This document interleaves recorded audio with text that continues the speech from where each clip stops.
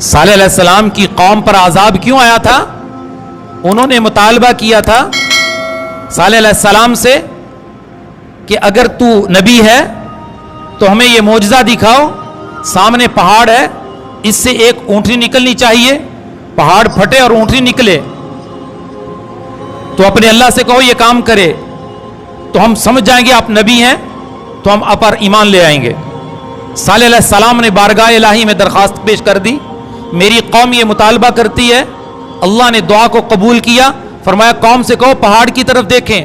قوم نے پہاڑ کی طرف دیکھا، پہاڑ پھٹا، اونٹنی باہر آئی، لیکن قوم نہیں مانی۔ ایک ظالم نے اللہ کی اونٹنی کے فقال لهم رسول اللہ ناقۃ اللہ وسقیا، نبی نے کہا اللہ کی اونٹنی ہے، اس کی پانی کی باری ہے، اس ظالم نے بڑھ کر اس کے پاؤں کاٹ دیے۔